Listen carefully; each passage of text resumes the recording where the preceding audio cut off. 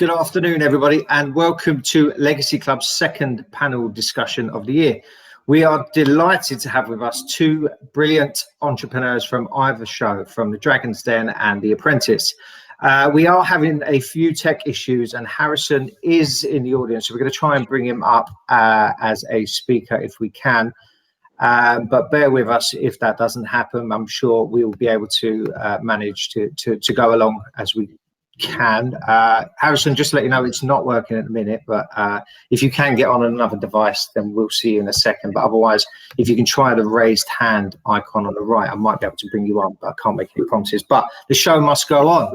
So what I'm going to do is I'm going to play a very quick video for those of you that don't know much about Legacy Club, just to give you a brief introduction, and then we can move on to our guests and having them introduce themselves. So if you bear with me 1 second, we'll just play this video.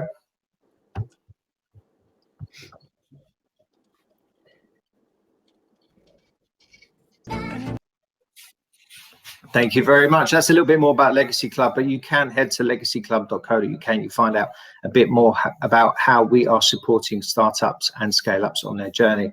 So we're here today to discuss Dragons Den and The Apprentice, to hear their differing views on how it went, the good, the bad, and the ugly, and what it's like throwing yourself at not just the mercy of the Dragons and Lord Sugar, but also the general public and the media, and who always have an opinion on these types of shows. Just to give you some facts about the two shows, and you know, the word show doesn't really do them any justice, in my opinion, but collectively the shows are watched by almost 12 million people per episode, and that's just in the UK. That's frightening figures.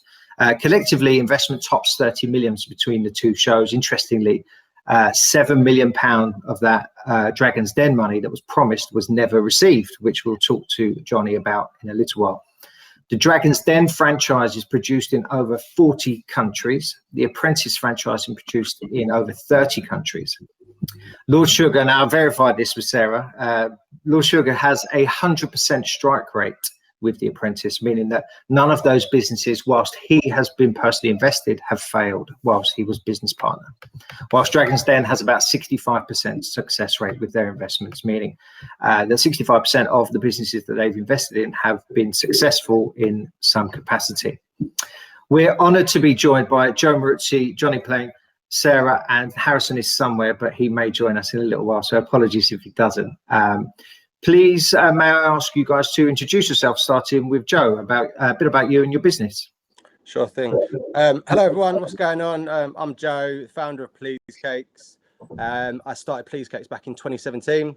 I was previously a painter and decorator, no sort of experience in the catering industry, never done a cake decorating course, but I set up the Instagram page, and Pleesecakes is basically a cheesecake company producing cheesecakes for direct to consumer and to businesses of various shapes and sizes and flavors.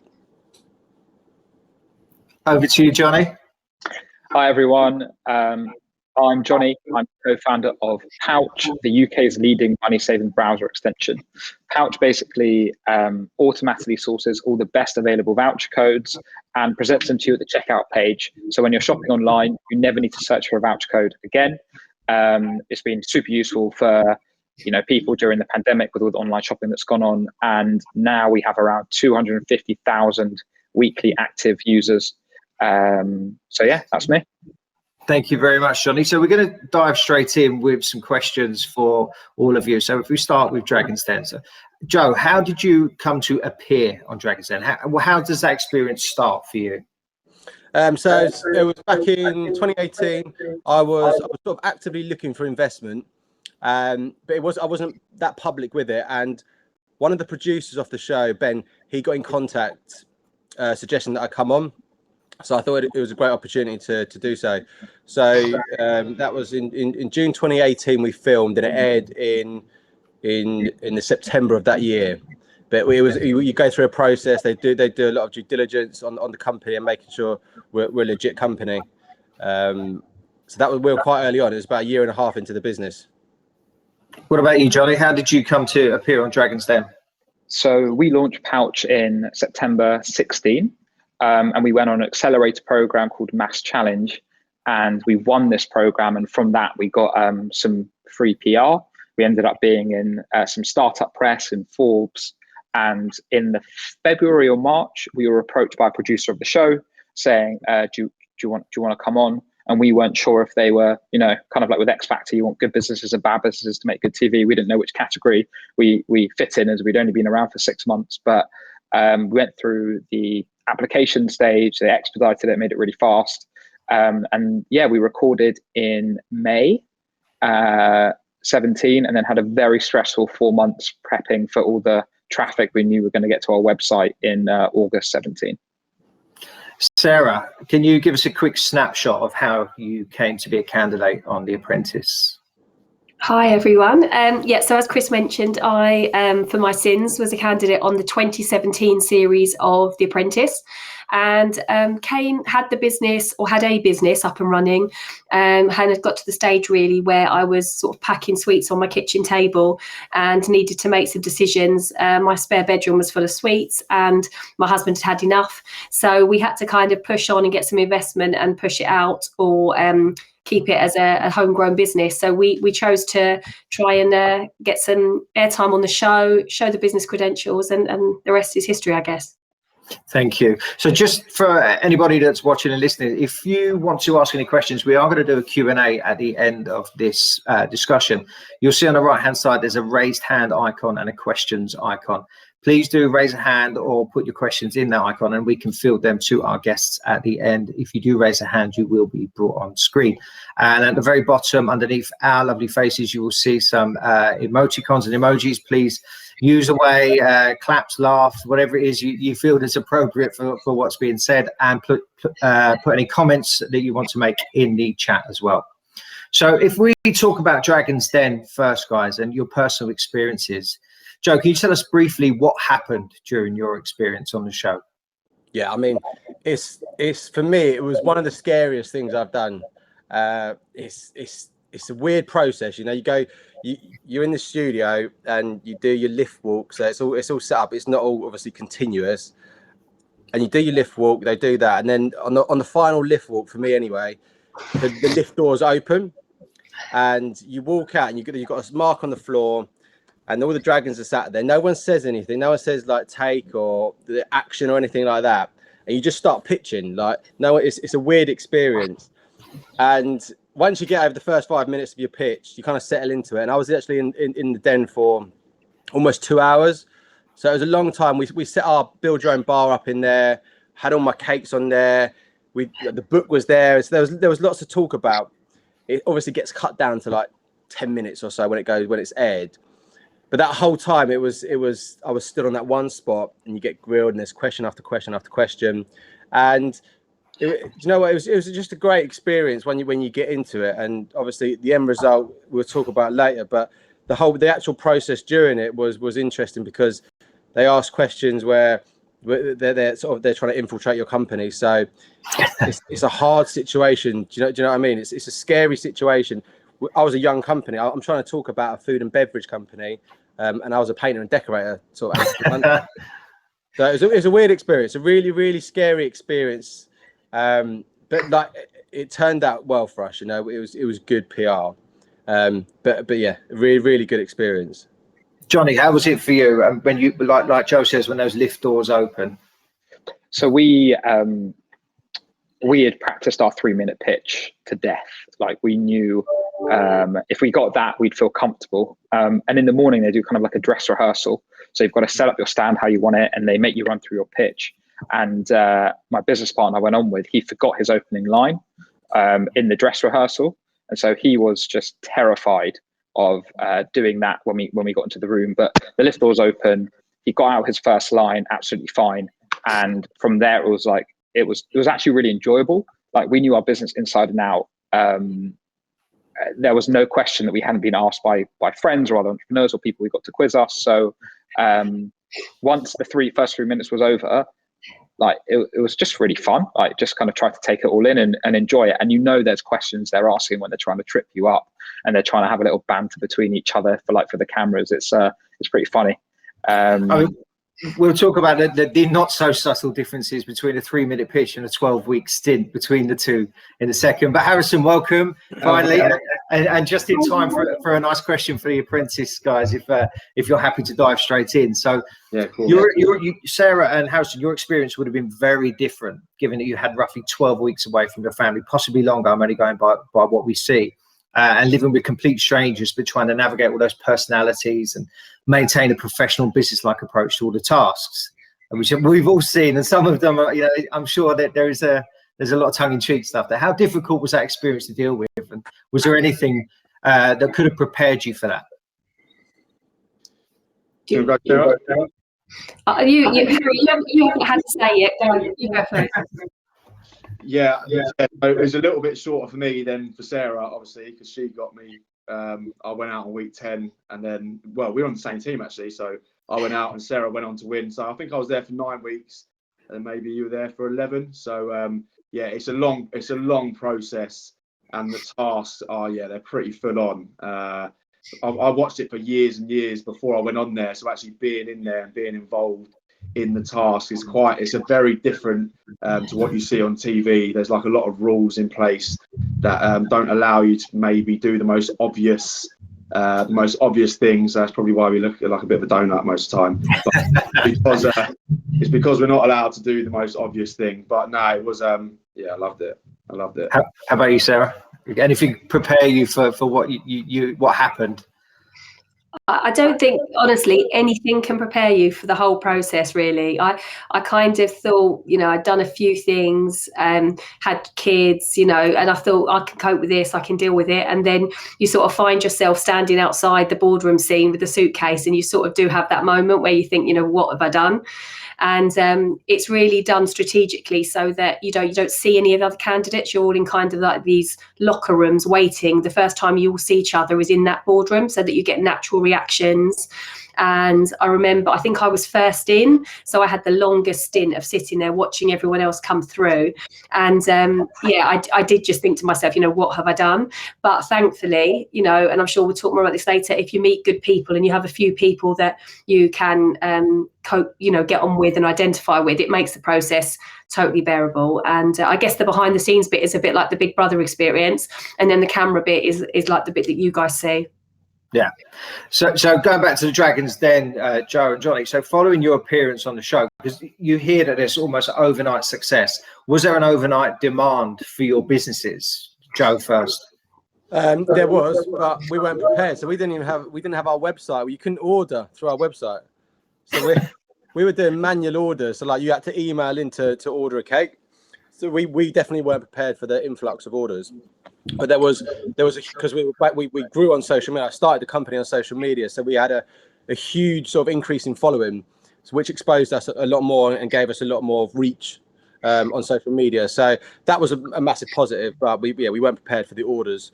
But that took a little bit of time to sort of find our feet. But it's never just an overnight success. We did get investment sort of off the back of that. It sort of gave us more exposure and it gave more people interest in the company, basically. So it brought a bit more value. Jonny? For us, actually, like it did have a massive overnight impact. So we recorded in May, and we did really well on the show. I think we got 5 offers, and we were the 3rd company in like 15 years to get 5 offers. So we were shown in the big 15-minute slot at the end of the season premiere the first night. So we knew we were going to get loads and loads of hits on our website. We actually live streamed our analytics on some other like startup groups just to show people that were interested in it. And we went from like 5 people on our website up to around 30,000 a minute. And so our CTO Vikram did an amazing job, like making sure the website didn't crash. I think it was down for maybe 5 minutes out of the whole evening, which is really, really, really good. And I think we had around 3,000-4,000 users, and we went up to around 45,000 overnight. So we went from not having a business to having a business. So yeah, for us, it was actually overnight, and the kind of traffic kept flowing over the next coming weeks and months. then it eventually did die down. But we had a base of users that we could start to build a business off. I think if anybody that underrates the appeal and what these programs can do is completely misunderstood. These are brilliant platforms for anyone that's running a business. You can quite clearly see that. So looking at The Apprentice, how much time is there between the end of filming and the show being aired? I'm assuming you would have had to sign NDAs. You can tell sort of close family only. Yeah, it was like 4 months. I think we finished in June on our season. It went out in October. And yeah, you got to sign an NDA from when you first go in. I think we're only allowed to tell one person. I think I actually did tell pretty much everyone in Watford. Yeah, you weren't. They were well strict on it. And yeah, you can only tell one person. You get one phone call a week for 5 minutes, which is it's pretty crazy, especially for people who had like children and family. I didn't at the time. I do now. So yeah, thinking that would have been that would have been quite hard. But yeah, 4 months. So that period between finishing filming and it coming on was it was a bit of a weird one. So you're sort of in limbo. I was pretty busy, so that helped. But a couple of people had just left their job, hadn't started a business, and were just kind of waiting for it to happen. So I guess that's probably harder on them, to be fair. What about you, Sarah? Who were you allowed to tell? Whole of Camden? I didn't actually. Unlike Harrison, I was no. I didn't tell many people. I told obviously my husband and a couple of childcare, my mum and best friend. But other than that, afterwards when I came out, it kind of word gets out a little bit, and you have to keep it down because, like Harrison said, there's a big gap between end of filming. I left the show in June, and it's not aired until October, and then the final is not until December. So it is a big gap. And for myself, obviously being one of the 2 finalists, I had to keep running my business and demonstrating almost throughout that period that it was functional, it was working, and that everything was good. So if we look back at Dragons Den, so both Joe and Jonny, you're offered the money. Joe, you're offered the money from Tuka, and Jonny, you're offered from Tuka, Jenny, and Tej. We were offered it from all of them. We just agreed to take it from Tuka, Jenny, and Tej. Exactly. And Joe, as people would have seen from your episodes, you turned down the investment bravely, I must add. But firstly, why? I just knew where my business was at. I knew the potential in the business. The deal wasn't great, so it was, I asked for £50,000 for 5%. Tuka came back with a counter offer of £50,000 for 35%. I think it was 35% or 30%. So I knew it wasn't a great deal. The 50 grand wouldn't have got us very far. It would have been eaten up very quickly. And I just knew I knew the potential of the business. I knew where I wanted to take it. So they kept pushing a little bit, but I just knew that it wasn't the right deal. It was a gut instinct. You have to think quickly in those situations. So yeah, hopefully I made the right decision. Jonny, you accepted the investment from the Dragons, but it didn't carry through. Can you tell us what happened in the immediate aftermath of the show? Yeah, I mean, so I think we agreed 75 grand for 18%, which was a massive undervaluation compared to what we had other investors willing to put in. But we really wanted to get on the show mainly for the marketing. But we thought if we had to take the deal, we would. But the terms were just shocking. So they do something called a soft loan, where they basically loan you the money, say 100 grand for 10%, and then you need to pay back 4 grand a month for 25 months, and then they keep the equity in the business. So I was like, this is, this isn't like a multi-million-pound VC deal when you're trying to cover your back. This is like 75 grand. Like, we're not accepting this. And we also said, it's not just, we want to choose an angel or a dragon that's gonna add value. What are you gonna do to help us grow? And we said we want a minimum of 4 days a month of your time. We want a minimum of this many introductions to retailers. And if you don't do these things, your equity is going to ratchet down. So we kind of played hardball. And they said they didn't want to do the deal. And we said, okay, as long as we still go on TV, we don't mind. Fair play to you. I think it's a tough decision to have had to make, but I think you can see, and what we'll talk about in a moment is how good that decision was for you and for the business. Harrison, you made it to week 10, was it, on The Apprentice? Yeah. Which, if anyone who watched the show would agree, you need massive respect for. What was life like for you after your time on the show came to an end? Yeah, it was pretty crazy, to be fair. When I didn't think it would be as nuts as it was when it first went on TV. That was I wasn't expecting that. It was nuts. Like I said, it's 10 weeks that you're on it, so every week for 10 weeks, and it stayed like that probably till January, and then pretty much that's it. No one cares after that. which is fine. Look, I kind of prepared for that. I spoke to people that have been on there before. Like I'd read up about people that just I'd done as much research as I could, sort of. Would you call it research? Maybe. So I was prepared that it'd be like that. Luckily, I was kind of busy. I was doing a bit of I was doing a property up at the time. I was looking to start my business, so I had things to keep me busy.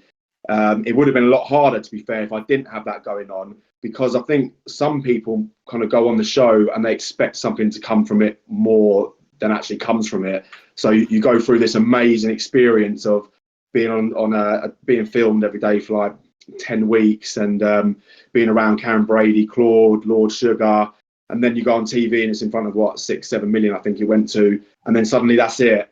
You kind of, I think people are like waiting for something to happen, but nothing does happen really unless you go out and look for it. So I just made sure that I did that. But when it was on, it was, I'm not over exaggerating, it was wicked. Loved it, to be fair. Sarah, you went on to win in 2017. Huge congratulations. Can you tell us what has happened since then for you? So a bit like Harrison says, you come out of the filming, you have this gap, and then you go into this 2-month period, which is a bit insane. And like you said, everyone's sort of talking about it and running sweepstakes, and you get lots of glances in the street and people are like, I think I went to school with that girl, or, you know, that sort of thing. And then after it ends, there's this immediate, a bit like Jonny and Joe were saying, I had a bit of a mix of the two. We had like huge overnight interest on the night of the final, and a couple of days thereafter, it was crazy. We had to make sure the site didn't go down. And then you go into Christmas, and then we had busy Christmas, which we always had anyway. And then in the January, it's very much a reality check that, you know, this is business as usual, crack on, you know, nobody, ultimately the show's done and you have to just prove your business and you can run it and grow it without that interest and that initial burst of enthusiasm. So it's a bit of a roller coaster ride, and I think you have to be quite strong and you have to be quite level-headed and you have to see the future, work really hard. You know, there is just nothing other than hard work that builds a business, as everyone on this panel knows. So that's kind of what you focus on, and you just enjoy the good bits, try and ride out the bad bits. And yeah, 3 years later, we're in business through COVID, another child, loads of other stuff, and yeah, living to tell the tale. And luckily, things going on and growth, and where COVID's kicked in and had some huge hits, we've also had some big gains, which has been really, you know, fortunate for us. So we've got two very contrasting shows, but ultimately they have the same outcome, that being a huge amount of investment comes from a very wealthy or high-profile investor. And it's a question for Joe and Harrison. If you were to have your times again on the show, firstly, would you take the chance to do it again? Being that as your first ever time, would you do it again? And if anything, would you do it differently? Yeah, I'd definitely do it again. You know, it was a great experience. It gave us huge exposure. I would have prepared more. You know, I wasn't prepared. Like it was just. But I think it's all in hindsight. You know, like it got us to where we are now. It helped us. It gave us a boost. But it was just a great experience. And I think if I was to do it again, it would just be that just additional preparation. Maybe there was a few mistakes I made on there with my financials and things like that. But I think that was part of it. It makes good TV, you know. So. And Mum's still delivering? Nah, she's not delivering anymore now. She's got off the tools. Harrison, anything you would do different, and would you do it again? Yeah, I'll do loads different actually, and I'll 100% do it again. It's probably the best thing I've ever done. But yeah, loads I'll do differently. My business wasn't actually running when I started, so that was something that I would have made sure was already up and running. It was literally just an idea. They actually told me I should go to the show with another idea, like the property development, because I was already doing it. But this Equals Health was the reason why I applied, to get some exposure and try and raise some funds. So I ended up going through with it. So that'll be one thing. And then in terms of if I could do it again and know how to sort of play the game, then I think I'll smash it. Jonny and Sarah, slightly different question. So given the experience that you had on your own shows, do you think you'd be able to do the opposite show? So Sarah, do you think you could do the Dragons Den bit, and Jonny likewise with The Apprentice? Sarah, do you want to go first? Okay, actually, I was just saying to Jonny before we went live, I think the shows were a bit different in that Dragons Den, there is a real value to going onto it. It's a very sensible grown-up show. I love it. My father loves it.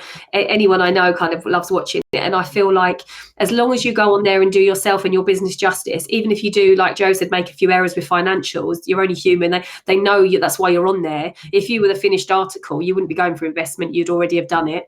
So I think as long as you do that, it's a good show and it's not too damaging. I think on The Apprentice, there is the danger, and there was definitely a fear for me as already having the business, that I would go on and come out of it and be, current clients, people I'd worked with would think I was a complete fool. So, that you kind of live the Apprentice experience in the worry of how you might be edited and how that might come out. But you just have to hope that your good bits outweigh your bad, and that overall there's a fair assessment of your character throughout. And I think Harrison would probably agree that that is the outcome overall. I mean, there's some ridiculous edit bits as well, but overall it was a true reflection of me. And I mean, just silly things like I look super serious in the show. I don't think there's one clip of me laughing or joking around, when actually half the time that's what I was doing. But that was kind of obviously my edit, and that's just how it rolls, I think. Jonny? No, I wouldn't go on The Apprentice. I'd be awful. I'd be out week one without a shadow of a doubt. I'm too loud and too arrogant. I would be hated by everyone. Definitely, I'd be out week one. So no, I wouldn't do it. Brilliant. Good to know. Okay, so let's fast forward yourselves and your businesses to today. Joe, can you tell us a little bit about what's happened with Pleesecakes and what the future plans are? Yeah, sure. So, off the back of Dragons Den, we got investments. So we haven't raised a huge amount of money off the back of it, but it gave us enough to sort of move premises. So we've moved into a big warehouse unit where we do all production now, and we do classes, and we've got an office which we didn't have before. And we've just been growing a brand, I think just expanding, developing the product, developing the packaging, developing the service. The team's grown, so we've got a team of almost 30 people now. So it's just growing, and it's been well, we're nearly 4.5 years now. And for me, there was two routes we could go down with this company, and one was either manufacturing, so setting up a huge factory and becoming a manufacturer, or growing a brand, and I think that's the route we've taken. And for me, that's where the value lies. Brand is everything these days, so it's a case of developing unique, innovative products to bring to market, and it's exciting. We've got loads on the horizon. We've got loads of interest across the whole of the UK, internationally, in the Middle East, in the US. So for me, it's just a case of growing this. I want to grow a household brand. I want a household name that people recognise. They go to the supermarket, they go on an airline, and they taste these amazing products. So yeah, we're just going through that process. I'm really passionate about what I do. So and likewise with the team, we've got a really creative, passionate team here, which is really exciting for me anyway. It's humbling, I've just started it. I started it 4.5 years ago, accidentally, and we're here. So this wasn't planned. Thanks, Joe. Harrison, you should definitely connect with Joe if you haven't already, because there's so much that he's been on that journey already, isn't it, that you could pick up with for Equals. Can you tell us a bit about Equals Health and your successful funding round? Yeah, sure. So similar-ish. It was a bit further on, but I wanted to show, like I said earlier, it was just an idea. We didn't have anything. I just had my little green business plan that I used to carry around everywhere with me. After the show, again, I got investment from someone that watched it. His name was Alan as well, funny enough. And then we started it from there. Like you were saying, with 50 grand, Joe, the original investment we got was 60. It doesn't go far at all. I was probably naive at the start, where I thought 60 grand doesn't go miles, but it didn't go anywhere, especially taking something from absolute scratch and trying to launch it, get into a small kitchen, get some staff, get some equipment. But it saw us through to a point where we were then producing for a company called Planet Organic in London. So we did quite well to even get to that stage. But then we needed another round, so I approached an online fundraising platform called Cedars, teamed up with them, and then we've just raised about $250,000, which finished about a month ago. So I think it was 157 investors in the end, and we raised 250 it was, but what actually ended up coming through was 235,000 was paid. So I feel proud to get it to that stage, from it just being an idea, me walking around doing my sales job, thinking I need to try and create a healthy food brand, because there wasn't any where I was selling in Watford. And then 3.5 years later, we have got a brand. We're still small. Like, listening to Joe's Unreal, that's where I want to get to, 30 staff, trying to create a brand exactly like what Joe's saying. But yeah, it's hard. If I'm going to say it's been easy, then I'll be lying. Last year's been hard. The process is hard, but I guess that's why we do it. We love it. And yeah, I want to create a household name in food as well. So just going to keep going. We all get it, don't we, those days where I think, why am I doing this? It's weird to try and create your own business so you don't have to work Monday to Friday. You end up working double what you would if you worked for someone else anyway. It's just great fun. But, Absolutely. But no, I love it. And the goal is to get it to a household name. Well done with the funding round. That's brilliant. Jonny, can you tell us a bit about the success with Pouch and what's happened since then? Yeah, sure. So after we didn't take the money from the Dragons, we raised another a funding round. So I think we raised 340 grand in total. And yeah, from there we just kept trying to grow the business. But even that, hire some techies, and the digital marketing costs were just so expensive. And in October 2018, so this is kind of a year and a bit since then, 2.5 years since we started the business, we were approached by a German startup who worked in a similar space to us, at online discounting, and they wanted the product and the team. And we talked about a partnership initially, but they ended up acquiring the whole company. So yeah, we went from starting the business in 2016 to exiting the business at the end of 2018, start of 2019. I've just posted our TechCrunch article in the chat for anyone that wants to read that after. That was always a dream of mine to get to get an article in there, having sold my first business I started. So yeah, really, really happy story.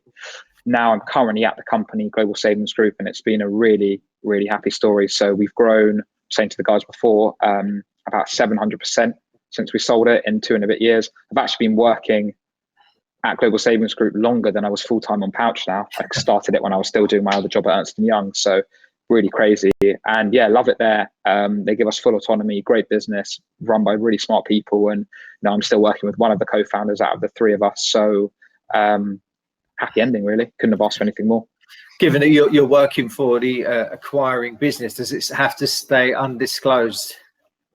How much we got sold it for? Yeah. It says in the article it was an undisclosed 7-figure sum. So yeah, it was okay, but I'm not going to island life. 1. Thanks. Yeah. Thank you, Jonny.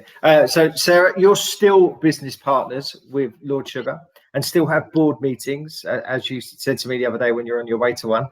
Can you tell us a bit more about how that's going and how those board meetings are going as well? Yes, yeah. No, it's well, how they go? First of all, they were face to face all the time, because obviously Lord Sugar was here and so was I, and we met once a month. As time's gone on, he spends a lot more time abroad. The business is cracking on, and I think as you get to a point where he's more comfortable that you're doing the things you've talked about and things are going well, those meetings become sort of virtual meetings and catch-ups when you need them. It's slightly more informal. But yeah, he invested, as you guys all know, for he owns half of the business with me now. We're joint partners, and he's very much a silent partner in terms of running the day-to-day business, but he's always there at the end of a phone or an email. He's super engaged when I need him to be. So that's, yeah, it's exactly as I imagined it would be. If I'd imagined winning and how that would have been, I kind of thought, how will it be if you do win, and will he be involved, or do you never see him again? Do you just speak to his team? But he's very much there. There's a small team around him, and I really enjoy working with them. It's no BS either, is it? Yeah, he will tear you down even after the cameras are rolling if he feels that he needs to. Yeah, he's not so much tear you down. He's just brutally honest. I often get asked, he's just really, I think you guys will understand, especially perhaps Joe and Harrison, when you've spent a lot of time creating a product and you feel really passionate about it. So when I was developing the vegan range of sweets that we've done, and we were doing lots of flavour and development and innovation, if he doesn't like it, he won't mince his words, you know. So you'll have spent 10 hours in the development kitchen and then he'll say, no, it's not right. And you sort of think, well, it is right, because, you know, I've been working with these guys, and that's always a bit diplomatic and you have to sort of work that through. But really, he's always got my best interest. He wants the business to grow. He wants it to be a success. So everything he says and does comes from a place of just trying to make sure that you're successful. And I think, again, with the food brand guys, you'll know that we got offered a concession in Selfridges. So to actually, have you got one, Joe? Yeah, we did a pop up in there for 6 weeks, and we're stocked in the bakeries. We've been stocked in their bakery section for 2 years? No, it's more than that. Yeah, 2.5 years maybe. Yeah, we're in the sweet part of Selfridges, which is a great thing. We're on their shelves, and they offered us some sort of man space where we kind of run the sweet area and do other things. And I wanted it. I mean, everyone wants to be in Selfridges and doing X and Y, but we were already on the shelves. And Lord Sugar's attitude was, you know, why would you pay X amounts of money to be in there and having to man it, staff it? And at the time, you know, I really didn't want to hear that because I wanted to do it. But in hindsight, I think it was totally the right call, because we already had the shelf space. We weren't paying anything for that. So, you know, things like that he's really good at. He doesn't let you get carried away with your passion or your emotion. And he does think in terms of numbers and growth and scalability. So, and I definitely think I need that sometimes. So it's helpful. Love that. Thanks for sharing that, Sarah. So finally, before we go to some audience Q&A, can you offer up, each of you, one piece of advice to anyone listening who may be considering going down the Dragons Den or Apprentice route? To start with Joe. Yeah, I mean, just go for it. Like, I think it's all about the preparation. You got to know your business inside out. I think that's where you're going to get the best response from the Dragons. But overall, like, it's a great experience. It could be great marketing and exposure for your company. You know, so I'd just go for it. You know, there's no reason why you wouldn't go for it. Johnny. 100%. I don't even know what I put on the cost of the 15 minutes we had on TV. Go for it, apply, do whatever you can, get on that show. Yep. Harrison. Yeah, same. I think I was procrastinating, so I fill out the form for ages, and then luckily I did, because you think, 50,000 people audition, I'm never going to get on. But if I hadn't have just sent that off, I never would have got there. So just do it. The worst that can happen, you're not going to get on, and if you do, then it's a massive opportunity. So just fill out the form. I'm guessing, given that you went on to win it, Sarah, you're not going to say anything but the same.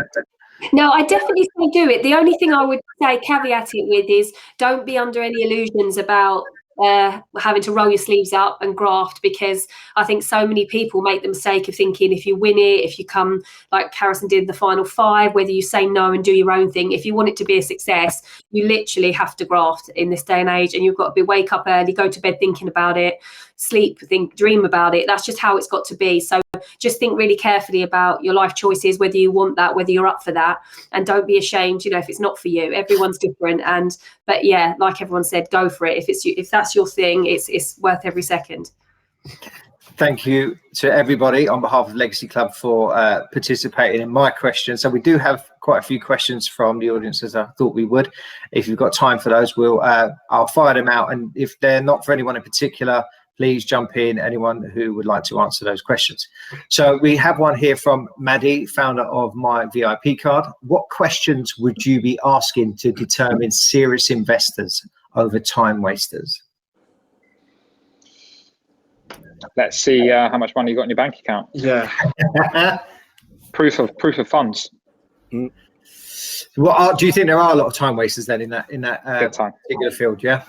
Big time. A lot of people want to feel important and think I'm going to invest in a business, and you'll find, like, and Harrison, I don't know what you found when doing your Seeders crowdfund, but we looked at doing a crowdfund for Pouch as well, and it seemed the people that were asking the most questions were the ones putting in the least amount of money. Yeah. You got these people spending, hours and hours and hours asking questions, and be like, right, here's 1,500 quid.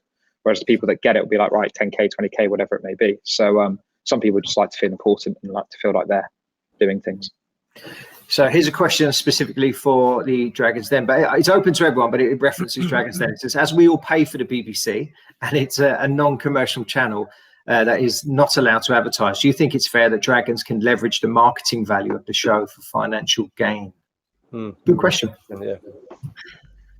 I've got a point to make here about Shark Tank in the US. Yeah. So Shark Tank is a much, much bigger platform, like massive. And what they do is the production company for Shark Tank takes 2% of any business that goes on the show, regardless of the result, because they just know the strength of their platform. So maybe what should happen is the BBC takes 2% of every show person that goes on Dragons Den, and then if enough of them make money, we won't have to pay for a TV license anymore. Is that regardless if they get investment or not? In Shark Tank, yeah, regardless, because they know how big the platform is.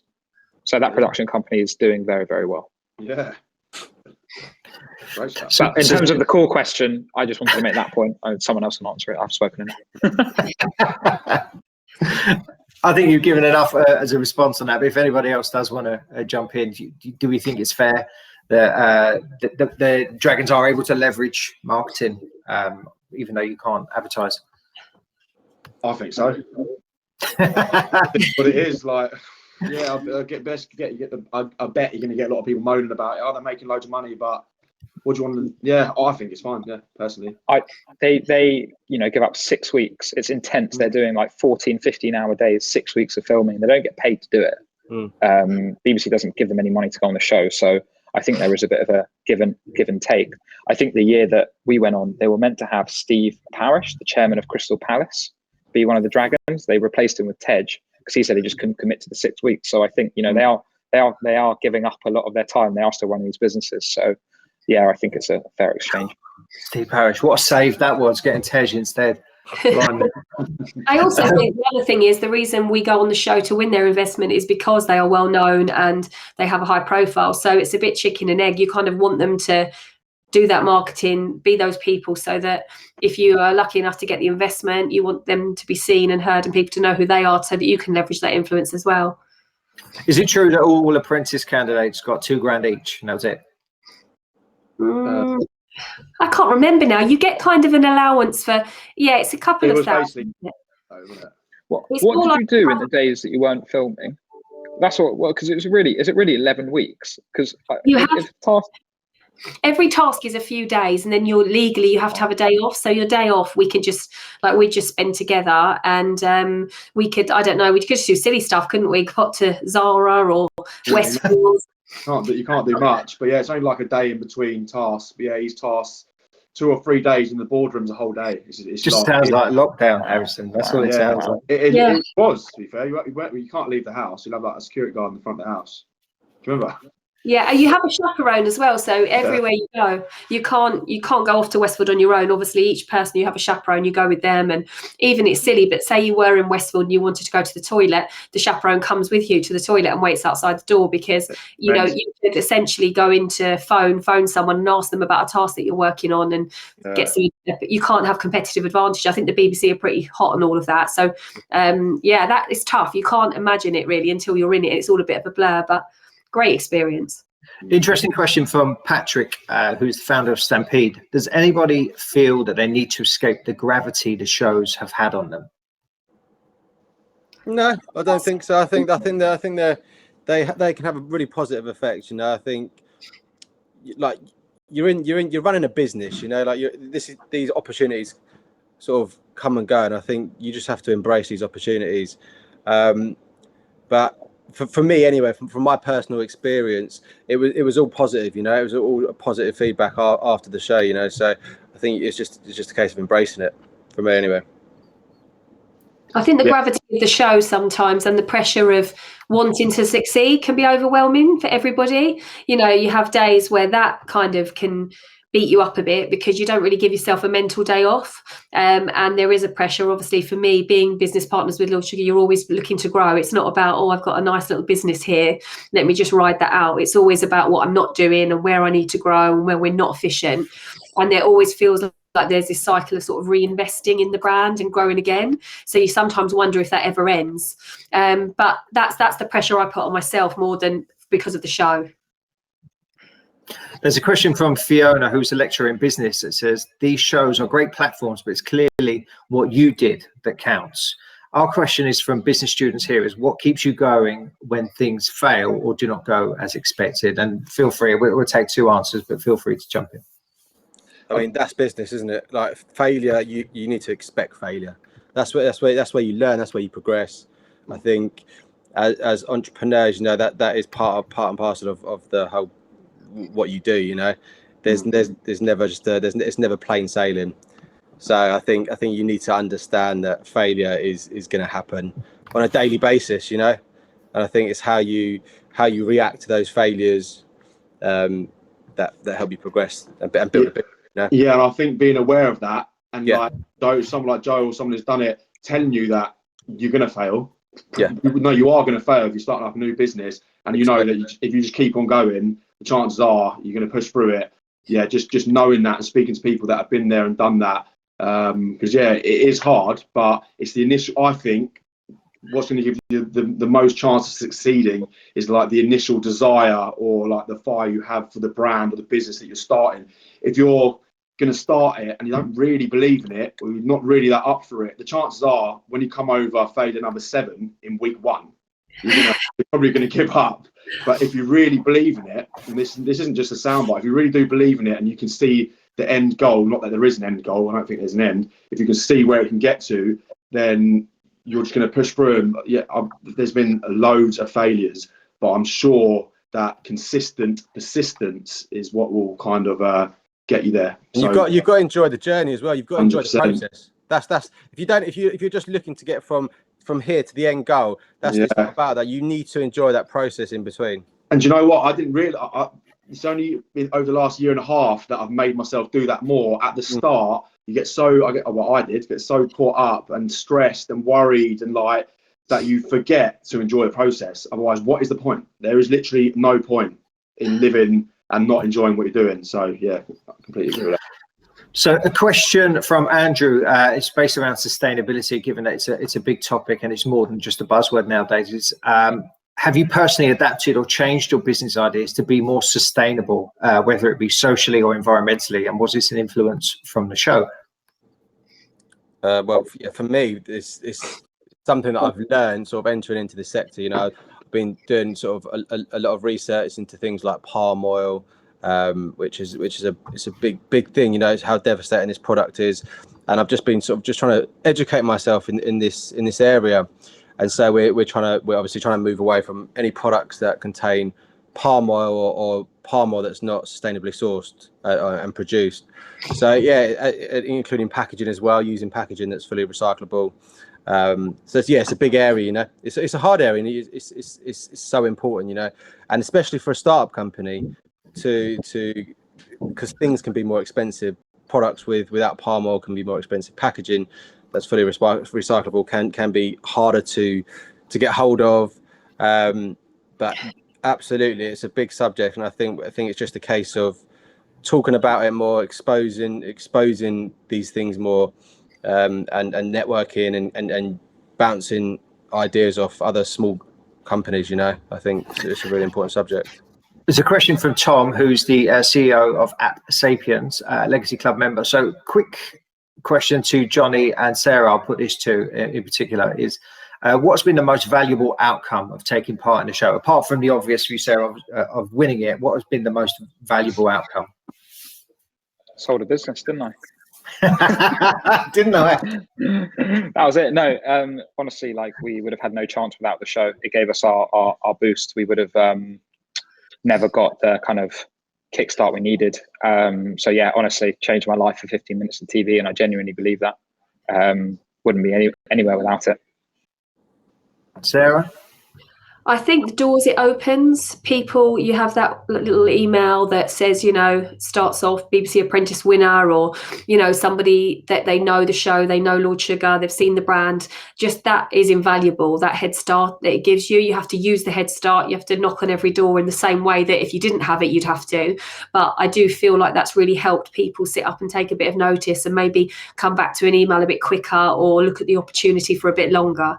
So as we said earlier, there's no harm to come from it. If you're a credible person and you've got the right intentions, you'll make good come of it. Whether you say no to the investment, whether you say yes, whether you end up in business with Lord Sugar, you just have to make it count. Thank you very much. We've got a couple more questions, and if anybody feels brave enough to raise a hand and come on screen and ask our guests a question face to face, please do so. But a couple more here. So one from Dan, MD of Never a Wasted Journey. Hi, Dan.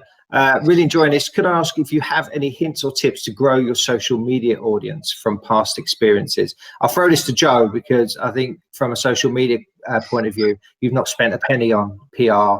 It's all been quite organic. So any hints or tips, Joe?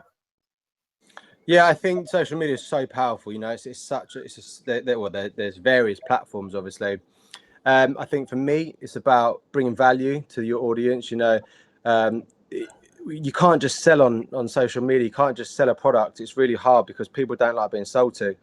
So what we try and do, we try and bring value. We try and have a ratio of like 80 value to 20 sales. So within that 80 value, we're giving away free recipes and tutorials and business advice and whatever brings value to the audience. And then we can chuck in a sell. And then it's a case of understanding your platforms and how you engage on those platforms. So Instagram's completely different to LinkedIn or to TikTok. They're all very different audiences. So you need to understand the audience that you're putting your content out to, and the type of content you're putting out, obviously, because from platform to platform, the type of content's going to vary. So if you post on Instagram, you can't use that same bit of content on TikTok. It's just not going to get that engagement. So you need to understand your audiences, your platforms. You need to be aware of emerging platforms, that these up and coming platforms that are just blowing up like TikTok. The numbers are crazy on there. The reach is crazy. The opportunities on there for brand collaborations are crazy as well. And then just being authentic. You know, I think what we found with our platform is I get on the stories a lot. I tell my journey, show my journey. I show the bad times. I show the failures. So it's just being authentic, and I think that builds trust, that builds community, that builds your audience, which is really important, I think. And then once you build that community, then you can start introducing a sell or whatever service you're trying to put across or product. But it's just initially building that relationship with your audience. Thank you, Joe. You guys okay for a couple more questions? There's a few more come in. I'd love some more notes on that. I was taking notes for that one. Yeah, that is decent advice, that. Yeah, but Johnny sold a company, so you know.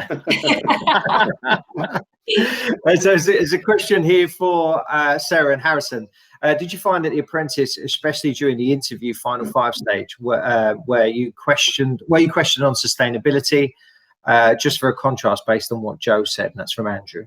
I'll have to let Sarah jump on because I didn't actually make the final 5. Oh, touchy. Yeah, so I'll have to let you go. No, it's you do get asked about it, yes, but I think it was less talked about then than it probably is in the last couple of years. I think I've really noticed a shift, which is a great shift.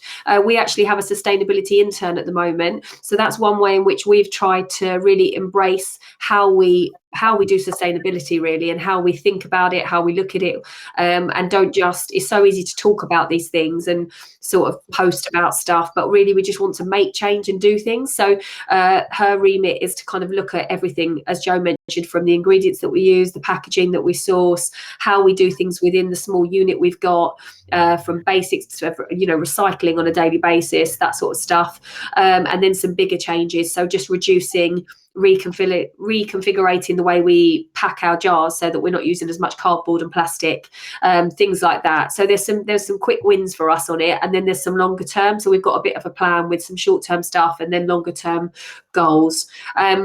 So yeah, the show didn't particularly make me think differently about it. It was always something that was important to me, but I think the last 2 or 3 years, I think manufacturers and suppliers have also helped that progress because they're now thinking about it more. So you're kind of in a supply chain where everybody is on that journey and trying to make change, so it's a bit easier. There's a question for the Dragons Den guys from Warren, who's the founder of 33 Fuel, who are crowdfunding. Go check them out; they're absolutely brilliant. On the offers on the show, they look quite bad compared to the offers you might find from private angels and or crowdfunding platforms. Do you agree with this? And if so, how do you deal with this when you went onto the show? Yeah, 100%. They are much lower than you'd get in real life. I don't understand why. I don't understand why they don't give actual angel valuations. Like, it's never made sense for me. I mean, Joe, what did you say? 50 grand for 35%? Like, that is a joke. Like, so it's just never really adjusted. You know, like I said, on Shark Tank, they give, you know, proper valuations. We went in and valued ourselves at £500,000, which was less than what we'd already raised at. But we just did it to say, oh, you've made £2 grand of sales. Why are you valued at £500,000? That person invested in it. So that's the value. Yeah. Joe, anything to add on that? Yeah, I agree. Obviously, I don't know why the deal is they're so bad. You know, that's why I turned it down. And off the back of that, I got a much better deal privately. So there you go. But I guess it puts you in a position where you can get that good deal, right? So even if you're not going to take that money, it's not smart money, is it? No, exactly. Just wanted to say sorry. I need to leave now. But Chris, thanks so much. Thanks for everyone that attended. Add me on LinkedIn if you've got any more questions. It's just Jonny Plein, as my name is there. Really nice to meet you all, and enjoy the rest of your day. Thanks, Jonny. Thanks very much. Bye. So, Joe, one more question for you is: how have you found launching your next brand, Pleesecakes, after having success with Pleesecakes? Has it been easier? It has been easy. You know, I've learned a lot from Pleesecakes. I think when I started Pleesecakes, we got these incredibly sort of intricate cakes, and they're not scalable. You know, I can't send them across the country. I can't scale them. So it was a case of what I've learned from that product, and trying to replicate a really good quality product in a product that's really scalable. You know, so I think Pleesecakes has got that uniqueness around it. It's got the branding, it's got the product, and obviously the processes that we went through, i.e. with the packaging design, which we do in house, the product development, which we've got a bigger team now, so we've got a better kitchen, a better equipment to develop these products. So it was an easier process. We launched it last year in June. It was just because all the festivals sort of closed down, the events closed down. It gave us a little bit of breathing space to develop this product. It was always on the back burner. It was a thought 3 months into launching Pleesecakes was, but it just got shelved. And we launched it, and it's been nearly a year now since we've launched, and it's good. You know, it's great to see this product flying off the website and going to people's homes. And I really believe this product is probably going to be bigger than Pleesecakes because it's just so much more scalable. It's versatile. It's got longer shelf life. It's durable. But Sorry, John, might be being stupid. It's Pleesecakes, frozen cakes. It's frozen cheesecake in a tub, basically. Yeah. At the moment, we're developing it in various other forms, but as it stands, it's in a pint-sized tub, like ice cream, but it's not ice cream. It's frozen cheesecake. Yeah. So scoopable, but it's made with cream cheese. Just easier for delivering as well, isn't it? Delivery, all that manufacturing, all that sort of process. So I'm excited about the product. I'm really excited about where we can take it. You know. Nice. Thanks for sharing that, Joe. Thank you to the three of you for your time, and obviously Johnny's gone off. Please head to Sweets in the City, Equals Health, Pleesecakes. Go and check them out. They've got some amazing products that you'll find in quite a few different places. But reach out to Sarah, reach out to Harrison, reach out to Joe, find out a bit more about their stories, where you can get their products.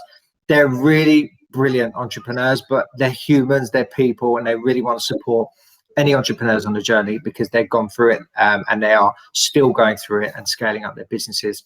If you want to know more about Legacy Club, like I said, head to legacyclub.co.uk. We are here to support people like Harrison, Sarah, and Joe.